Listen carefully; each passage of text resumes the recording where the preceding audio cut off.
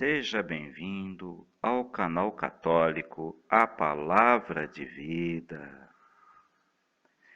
Meu nome é Marcelo Hatakeyama, sou catequista das mídias sociais e da internet.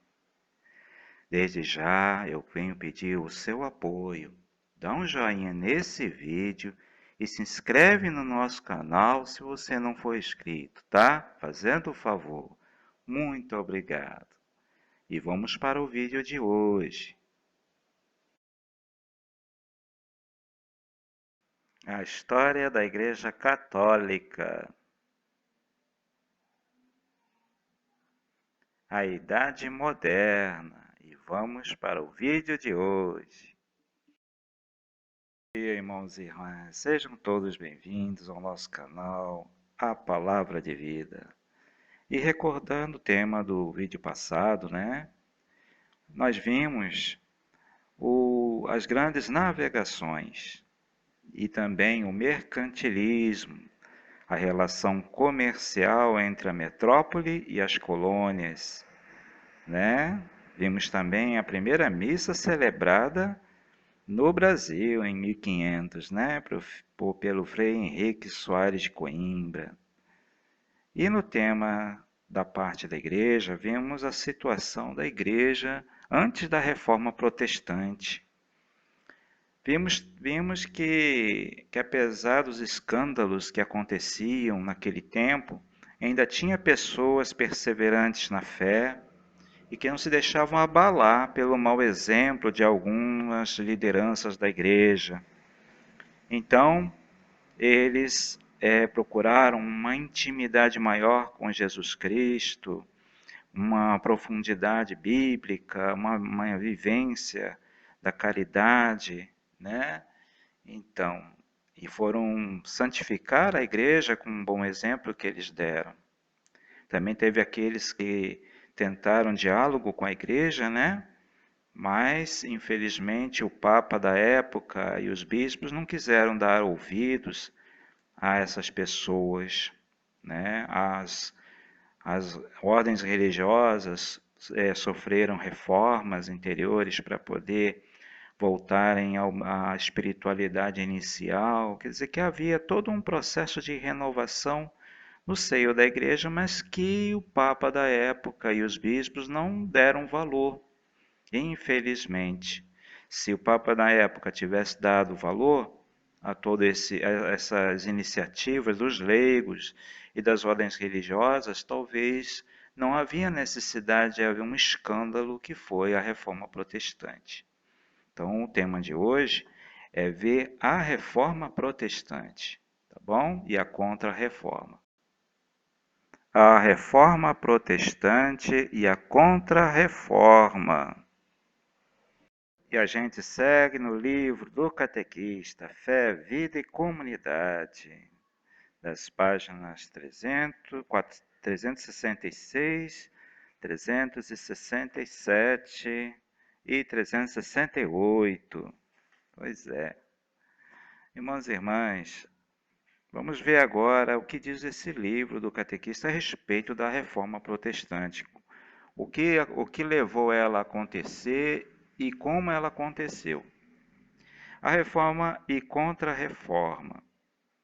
As transformações que aconteceram no início dos tempos modernos afetaram a Igreja, abalando sua unidade. Um conjunto de fatores proporcionou a quebra da unidade religiosa. O desejo de muitos cristãos que o cristianismo fosse mais puro e tocasse mais de perto seus sentimentos religiosos. A crítica dos humanistas. Quem eram os humanistas? Eram os pensadores que valorizavam a filosofia grega.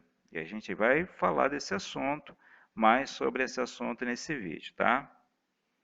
Atitude que leva à redescoberta do valor das possibilidades do homem, ao comportamento do clero e à proposta de uma reforma na igreja para valorizar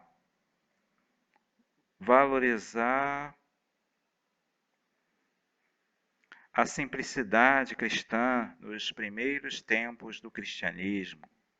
a crítica do comportamento dos papas que desviaram de suas obrigações religiosas e não testemunhavam os ensinamentos de Cristo, né? É a situação que a gente viu no vídeo passado, né? O excesso de impostos pontifícios sobre os cristãos da Europa. Você vê que até a igreja cobrava impostos dos leigos, né? Dos fiéis, está vendo? A falta de instrução dos padres que não possuíam suficiente formação religiosa para a obra evangelizadora. Isso é outra dificuldade.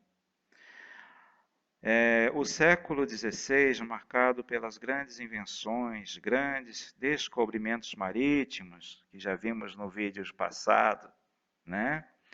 Pelas riquezas obtidas no comércio internacional, despertou o desejo de uma religião mais coerente com a vida da época. A igreja, transformada em autêntico Estado moderno, só buscava prestígio político, mantinha o poder econômico e excessivo luxo. Tá vendo? Aquele clamor, né? Aquele apelo que São Francisco de Assis, na sua pobreza, né?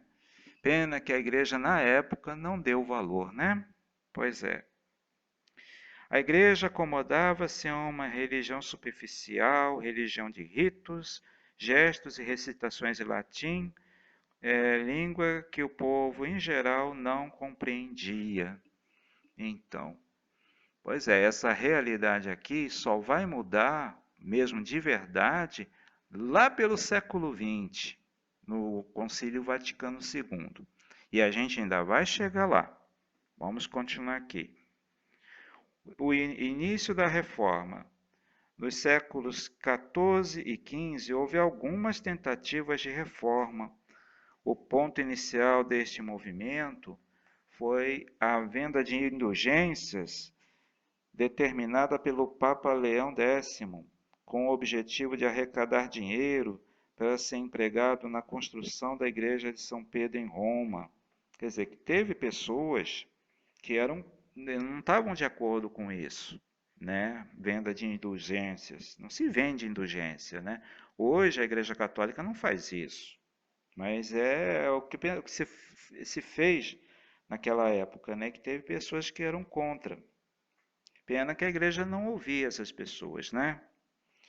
Martim Lutero elaborou 95 teses, nas quais recusava aceitar o valor das indulgências e criticava vários pontos da doutrina católica. O Papa Leão X condenou as ideias de Lutero através de uma bula.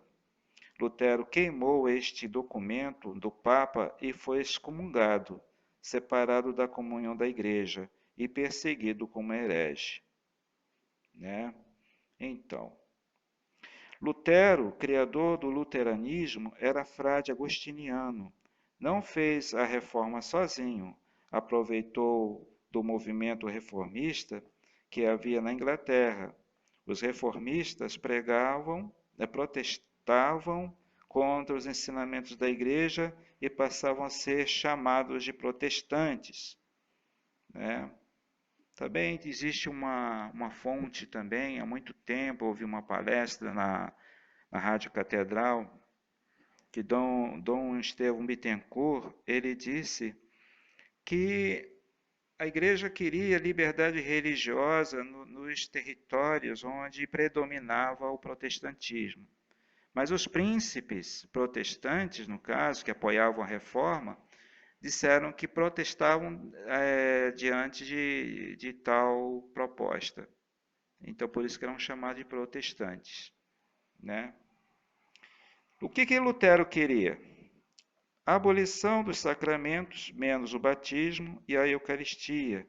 Mesmo assim, quanto à Eucaristia, Lutero negava a presença real do corpo e sangue de Cristo na hóstia e no vinho, ou seja, a transubstanciação. Então, eles celebram, como até hoje, né, as igrejas evangélicas, eles celebram uma ceia de Jesus, mas não é Eucaristia, tá vendo? abolição do culto dos santos, das imagens e das relíquias, né? Como até hoje nossos irmãos evangélicos são assim também. A fé é a única fonte de salvação. Então, ou seja, se você aceitou Jesus como seu Salvador, você não precisa fazer mais nada, né? Você já está salvo. As Sagradas Escrituras constituem um único dogma, não aceitando a tradição e do magistério da Igreja. Então, quer dizer, só o que está escrito na Bíblia. E mesmo assim, o Antigo Testamento, Lutero, ele ao fazer a reforma, ele escolheu o Antigo Testamento dos judeus da Palestina, entendeu? Então aí ele não quis usar o Antigo Testamento completo, que tem os livros deuterocanônicos que existem no nosso Antigo Testamento. É um Antigo Testamento diferente, que tem uma diferença aí, faltando 7 livros, tá? Agora, os 27 livros do Novo Testamento, Lutero aceitou todos eles. Então, o Novo Testamento da Bíblia católica, o Novo Testamento da, igreja, da Bíblia protestante é igual, pelo menos nisso, né? Vamos lá, a eliminação da hierarquia eclesiástica. Então, ou seja, não existe bispo, não existe padre, não existe papa no protestantismo. A suspensão do clero religioso, ordens e congregações.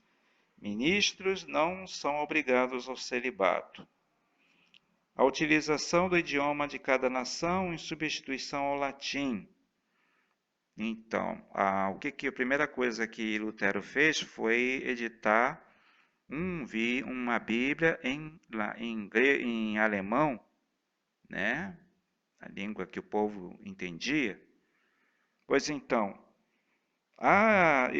isso só vai acontecer na Igreja Católica no Vaticano II no século XX, entendeu? É que a Bíblia vai passar a ser escrita em linguagem que todo o povo entendia. Até um pouquinho antes do Vaticano II isso já acontece, mas é assim, é só lá no século XX, né? Vamos lá, vamos continuando. Os protestantes não adotam todas a mesma reforma, não permanecem unidos, separam-se em várias seitas e tornam-se rivais. Pois é, porque a primeira comunidade protestante, que foi a Igreja Luterana, depois surgiu a Calvinista, que já seguia um protestantismo diferente da luterana, né? Surgiram depois houve a reforma protestante na Inglaterra, então surgiu a Igreja Episcopal, que é diferente das outras igrejas. E assim, o protestantismo ele vai criando igrejas separadas e vai assim dividindo cada vez mais, né? É como se fosse uma coxa de retalhos. E como é até hoje, né, gente?